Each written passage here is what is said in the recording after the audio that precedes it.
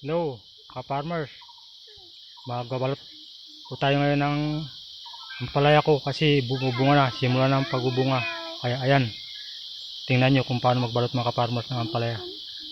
Ayan. Wala mga ka-farmers, oh. Ganyan.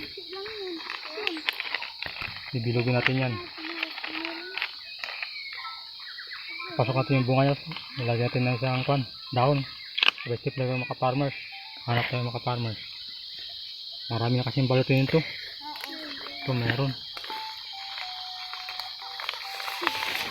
Balot tayo ito mga ka-farmers. Ayan.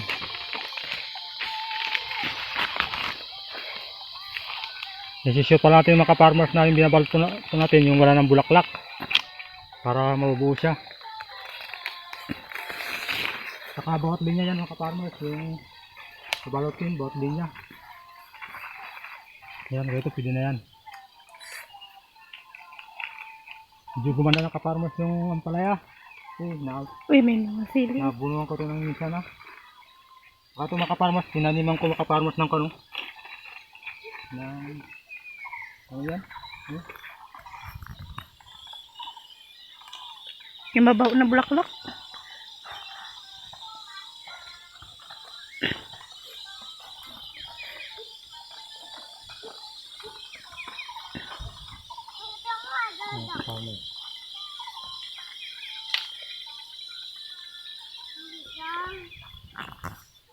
So yun mga ka-farmers. Patay niya ako, uy! Kaya ko yung patuloy pagbalot mga ka-farmers. Pinakita ko lang sa inyo kung paano magbalot. Iman, okay. Yan mga ka-farmers. Oh. Medyo gumanda na yung ampalaya namin. Dating papayat. Nabunuhan ko na kasi ng minsan to. Pero mga ka-farmers, binaon ko lang yung abono sa lupa. Hindi ko dinilig. Yan mga ka-farmers. Tinanin ko pa to mga ka-farmers ng marigold. Ito sa bawat linya niya. Ayan. Lahat to may marigold. Pang tabo insekto. Kasi yung naamoy ito mga ka-farmers. Once nagalaw mo ito, naamoy siya. Kaya ayan o. Nilagyan namin ng marigold lahat yan. Na bawat linya. So ayan. Kaya medyo tumaba na mga ka-farmers yung palaya namin. Ayan. So yung dalawa kong bugoy na ito. Pang sama-sama pag sa garden lagi. Ayan. Kuya tsaka si bunsoy ko. Ayan mga ka-farmers. Tingnan nyo. Maganda naman palaya. Medyo hindi ko nga napapruning to. Ayan. Pruning ko kasi pala ko kasi napapruning ito. Papambinta ko ito yung dahon niya. Kaya malaking pakinabang niyan. Ito nagdadamo yung misis ko, yung cameraman ko kanina. Sipag niyan. Magahay ka muna mami sa akan. Ay si mami. Dan masaya kami dalawa nagdadamo dito. Trabaho. Happy family kami ngayon mga ka-farmers. Oh. Ang dalawang buhay ko lisik din. Nabiwili rin sa cellphone. So ayan mga ka-farmers. Oh. Medyo magaganda na farmers yung talbos niya. Kasi nabunuhan ko na ito ng isang bisis. Bala ko i-drenching ko na ito sunod. Para makakain ng ahos ng abono. Tsaka papruning ko yan. Hindi ko na kasi napapruning ito. Sa sobrang daming trabaho.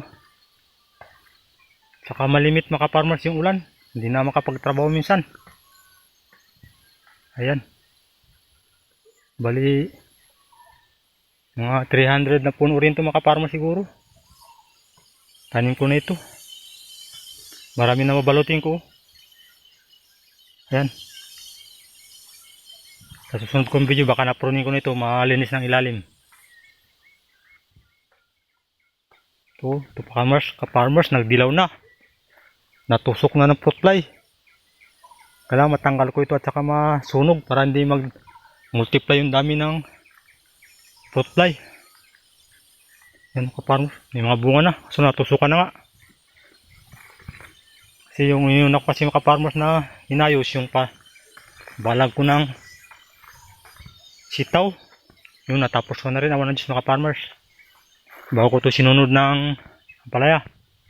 Kaya nang umaga ka-farmers, naglagay ako ito ng balag dito. Kakabit ko lang ito.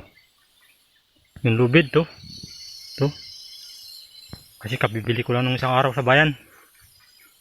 Yan mga ka-farmers. Oh. Gandun pa yun. Kaya magsimula ako magbalot nito. Halos araw-araw na lang balot ko dito. Busy na naman ako. Ayan mga farmers. No? Yung mga farmers, lahat yan may marigold. Taniman namin. Taniman ng misis ko.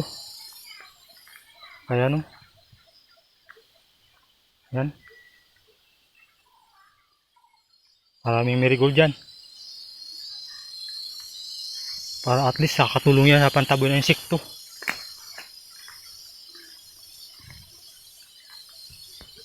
Yan mga farmers. Yabong na. Nakaraan kong video ito, mga payat-payat ito eh. Sinusaulian na sila. Sana magbunga ng marami. Ako ng Diyos. Ayan.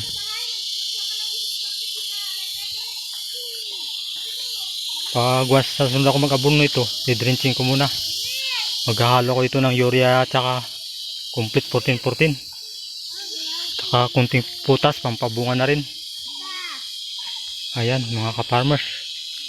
Nandito naman yung dalawang bukoy ko, sama-sama rin yan. Wala ko pa kasing pasok. Ba't kayo natutulog dyan? Yung masipag kumisis, nagkadamo. Thank you sa pagpanood nyo ng aking video ngayon tungkol sa aking ampalaya, sa update ng aking ampalaya. Sana pa-like and share nyo at pa-subscribe na rin po sa aking mumunting YouTube channel pang lagi kayong ma-update sa susunod ko pang video. Ganun din po sa mga subscriber ko dyan. Salamat sa inyong pag-subscribe at walang salang pagsuporta sa aking munting YouTube channel. Sa mga viewers ngayon, pa-subscribe na rin po. God bless you all. Thank you for watching. Bye-bye.